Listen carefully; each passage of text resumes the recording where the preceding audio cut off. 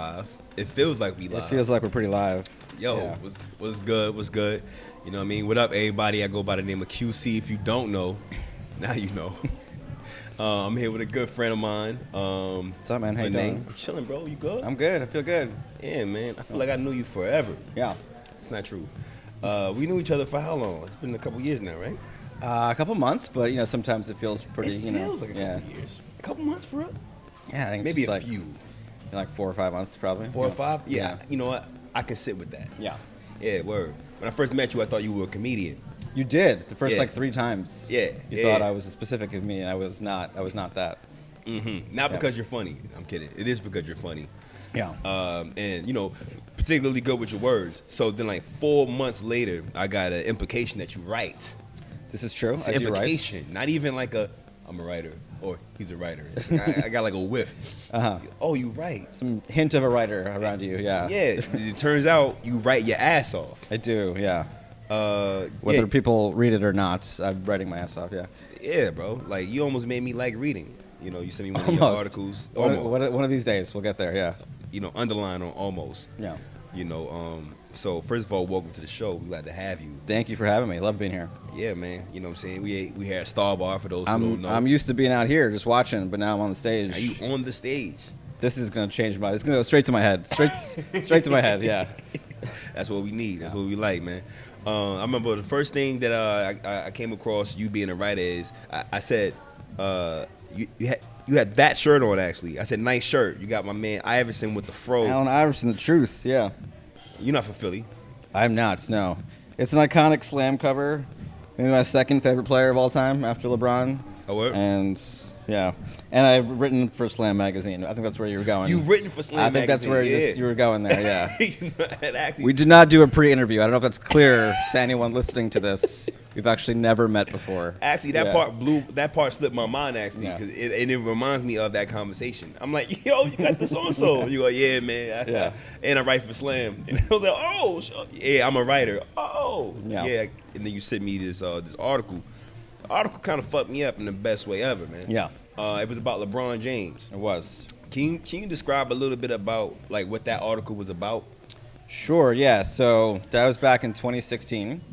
That was when classic Cavs Warriors series, LeBron won his first title in Cleveland.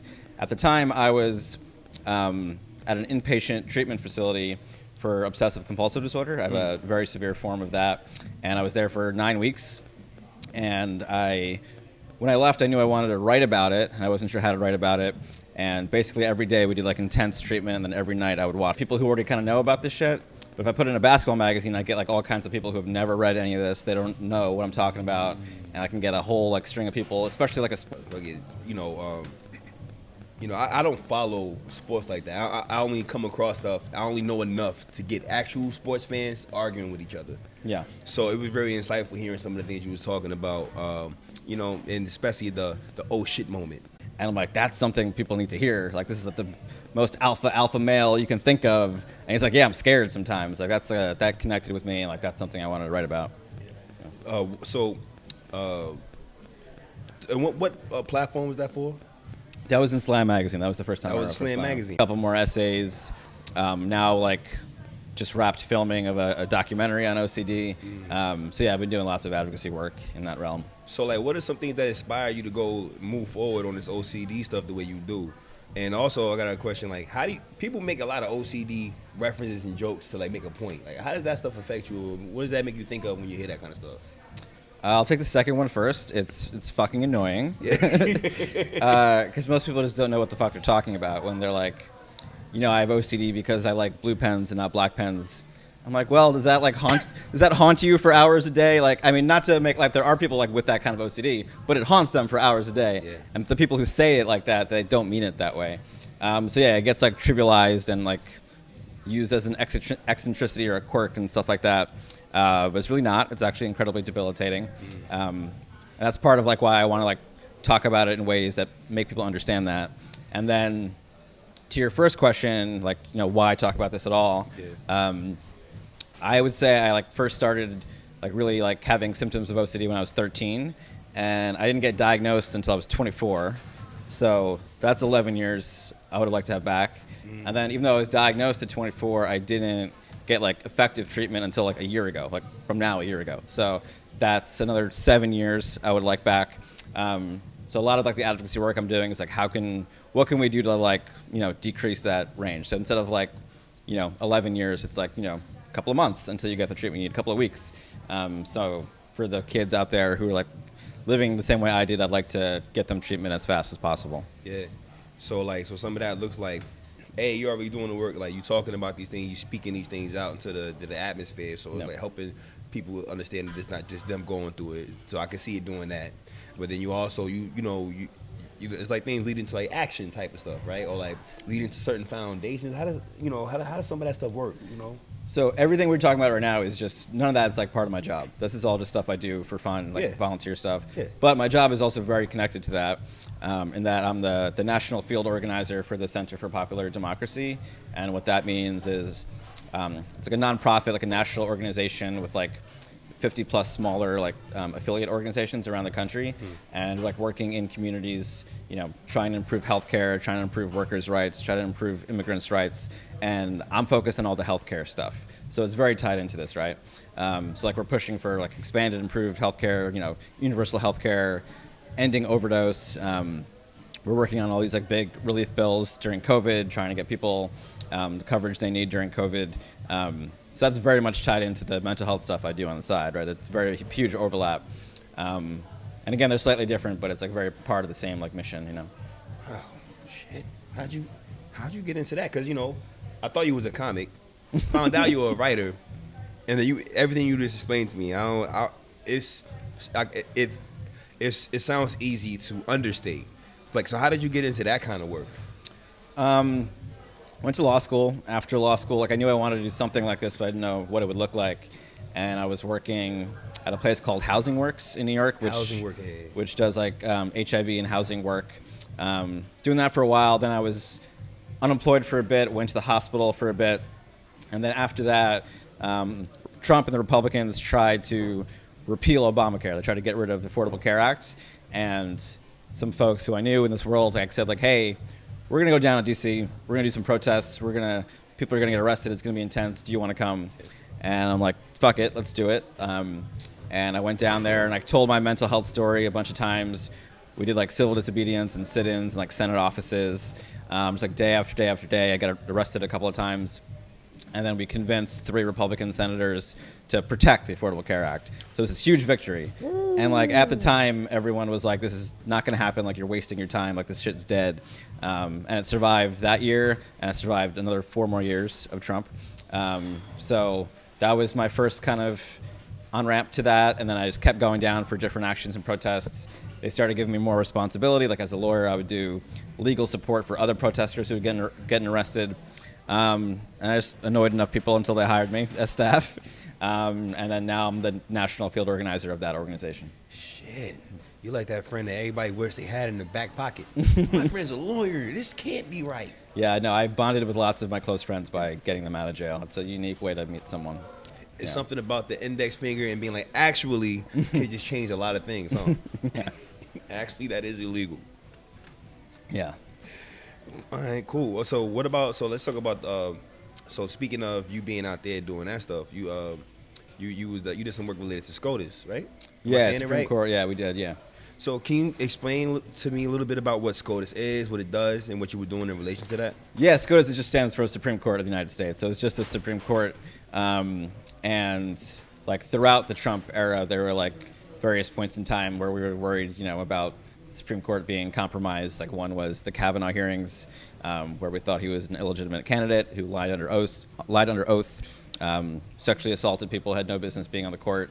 And so again, like, we flooded DC, did like arrests, like protest after protest.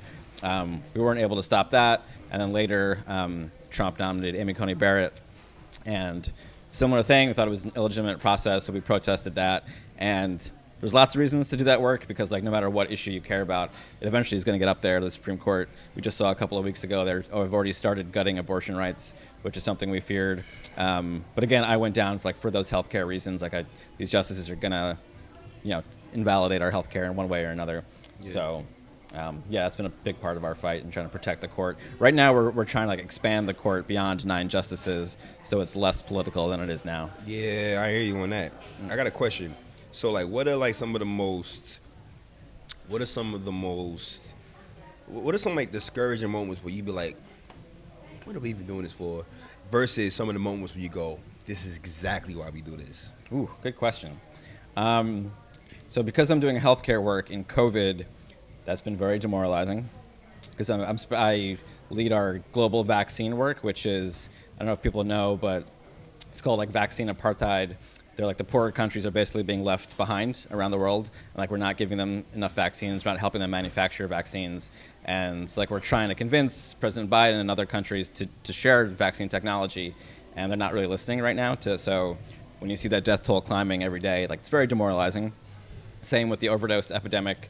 So many of those overdoses are preventable. So many of it is because like people in Congress just don't care about people who use drugs. So a lot of it is sitting with entirely preventable death.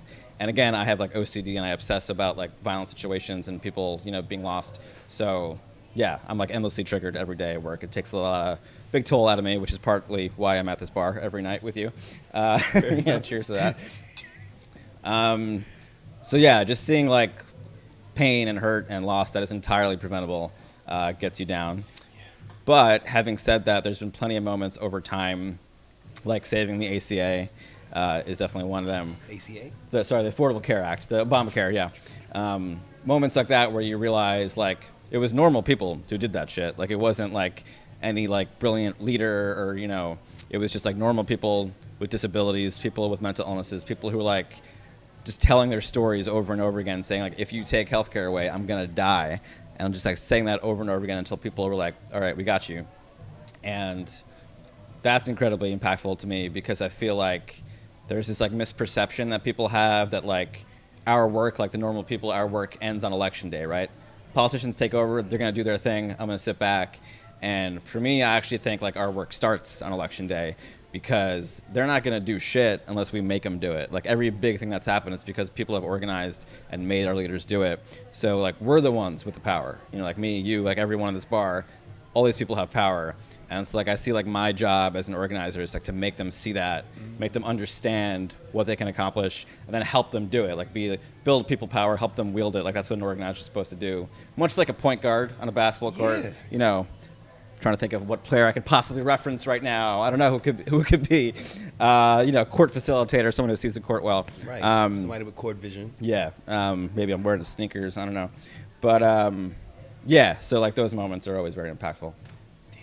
So that shit got my wheels turning because as somebody who's I get in a weird mood whenever I even think about the election process. When I think about politics in America, it's very hard to just stay like being like we could do something about this. What are like some things, like is there like something that like somebody that's like a super duper civilian feels super duper connected from like a lot of the political processes outside of hearing about vote. Yeah. But like not hearing about ways you can hold them accountable after the fact. Yeah. Is there like some scenarios or examples of like you seen like this post-election action that has made an effect? Yeah, like a lot of times people will reach out like wondering what they can do. I would answer that like in two ways. Like if you want to like get involved in the ways like I'm doing it, like I would encourage you to check out like your local organizers doing this work. Like if you're in New York, there's like Make the Road New York, who's like right over there. There's Vocal, NYCC, Cuff. Like you can look those up. Lots of like local organizations like doing very, very impactful work. You can hit them up. They'll invite you to their actions, invite you to their organizing meetings, and that's like building that power, holding leaders accountable. They'll take you to actions. They'll take you to lobby visits. They'll put you on a platform where you can tell your story to your representatives. So yeah, that's like one thing. But like again, like you're an artist, right? Like people, the reason I'm at this bar is because of the open mic. Like that's how I first got here. Bro. That's the first time. Yeah, I came here. I started talking to people. That's my first like inlet here, and like that's part of the movement too. Like I like want people to understand like if you're here creating shit, that's very much part of this. Like I feel like lots of people think like, oh, like when you're doing a protest or like an action, it has to be around like rage and like anger, and like it does have to be about that, but it also has to be about like joy, right? and like beauty. It's like that's what we're fighting to protect. Otherwise, like what the fuck is the point? Right. So like you need art, you need music, you need poetry. It doesn't all have to like involve you getting slammed on the ground by a cop. Exactly. Like there are many ways to do that. So like there's a reason I'm here Monday night. Like I walk out of here every Monday night, very energized, and partly it's this, but mostly it's the people on stage doing their thing, like you did last night. So like we definitely need art in this work, and I know that's definitely an overlap there. Yeah, it reminds me of an organization called Urban Art Beat. What they do is they really work hard to radicalize artists and like connect artists to movements and stuff like that, because for obvious reasons. Artists can do a great job at selling vodka. They can do a great job at selling like Lamborghinis and sneakers. So just imagine what they could do for like a real true movement. So they help radicalize artists, educate them, and also help train new artists and shit like that. It makes me think of things like that as far as like needing artists for these kinds of things. Yeah, like I can organize a super dope protest or like write a good essay, and that certainly has like some shelf life. But like before I got here, I was listening to Nina Simone's "I Wish I Knew How It Felt to Be Free," and like fuck, if you write that, that's gonna be around for decades, for centuries. Like that's a whole different ballgame. So like we need people creating shit like that. It's Auntie Simone, man. Yeah. Word. So boom. So you was a writer. How did you end up being a writer? What was that like? I don't remember the time when I wasn't. I was a little kid writing like Star Wars comics and like Michael Jordan cartoons, and I was always just.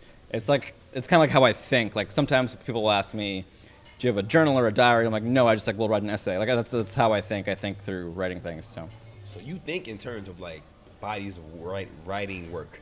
Yeah, like if I have a computer and a keyboard in front of me, I'm thinking much more clearly than I am like right now. Like I would just much more faster with a keyboard. Really? Yeah. That's interesting. Like I can talk all day, and it feels like I'm getting a certain point across and feeling fulfilled.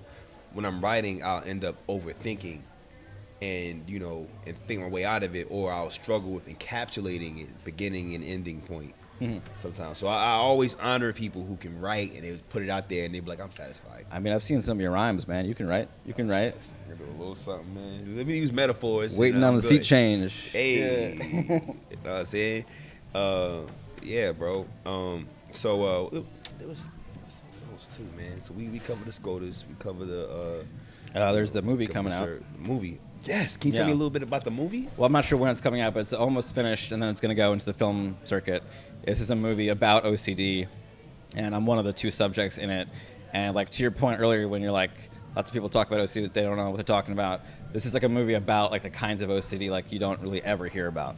Like even if when it's like well depicted, it's usually about like neatness and hand washing, and this is about like stuff like no one ever talks about, like the kind of stuff that's harder to talk about.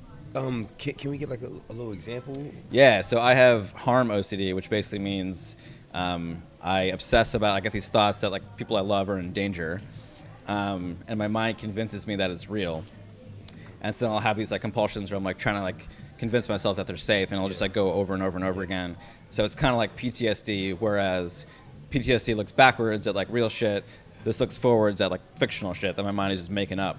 But like it's a very similar experience. It feels real, and like when people think of OCD, they usually don't think of anything like that.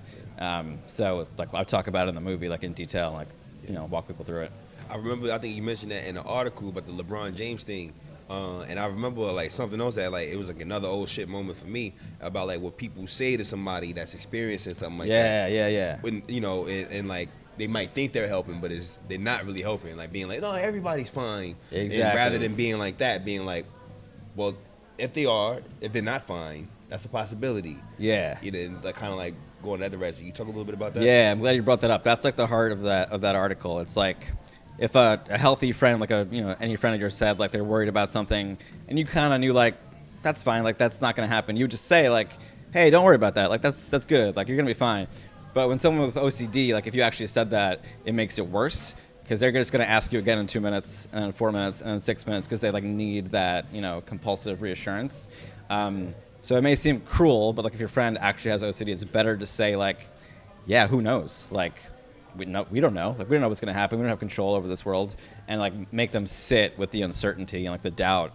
And like someone with OCD, if you can like sit with the doubt and still do what you want, then you're fine. You can function like I'm functioning. But if you can't sit with it, then you're just going to be in your head all day long. And so like the phrase like in that article is, it's possible. Like, yeah, it's possible. Maybe your friend is in danger. You know, maybe you did leave the stove on and there's a fire. Maybe you didn't wash your hand right and there's like bacteria on your hand. Maybe, like, I don't know. No one fucking knows. Yeah. So just like sitting with that doubt is kind of the heart of that. That's so beautiful too, because it circles back to like the article and the way you tied those two together. Yeah, LeBron, somebody might block your game-winning shot. Yeah, you might lose in the finals and like the whole world might like make fun of you for the entire offseason. Yeah. That might happen. That did happen, and then he came back and won 4 titles. So fuck it. Yo, I ain't gonna lie. Reading that article, that sat with me ever since, and I always try to remind myself of being like more comfortable with the possibility of failure. Yeah. And that article was a great reminder for that. So thank you for that. Yeah, appreciate it. Yeah, you got like a website, things that or a way for people can like get yeah, in touch with you and look at some of your super work. easiest way to see it is just go. It's just my name. It's VinayKrishnan.com. And if you're watching this, I guess my name's in the bottom. So just VinayKrishnan.com, and that has all my writing, everything I've ever written. Instagram is Vinay Ramke. Twitter is Vinay R. Krishnan. Instagram is mostly more silly stuff, but there's occasionally some serious stuff on there too. Some of your photography on it. That's true. You got to get you a portfolio. But yeah, the website's the best place to go, like, to read about this stuff. Yeah. Yeah, bro. You know. Well, yo, listen. Thank you so much for your time and like for going into this with us, bro. Thank you for having me. Appreciate it. Probably have you back for another update and all that. Yeah, let's get a few of these first, though. Yeah, sounds good to me. All right. Sounds good to me, man. Yo, this is In the Mix, no artist info. I go by the name of QC. Thank you to Dan Victor Productions. And also, like, if you like this shirt, you can go to Blackland Ownership. I think it's .org. Just look, Google Blackland Ownership, Chris Carr. What they do is they raise funds and awareness, and they educate people about black land ownership, and also just support projects around that. And we're filming live at Starr Bar. It was shout out to Mayday Space. Definitely do your research. They both about that work, and y'all be easy, man. Tell your mom the set was popping, yo. All right. Have a good night, everybody. Yeah. Get body here, man. That was cool, bro. That was fun. See? Yeah, it was good shit.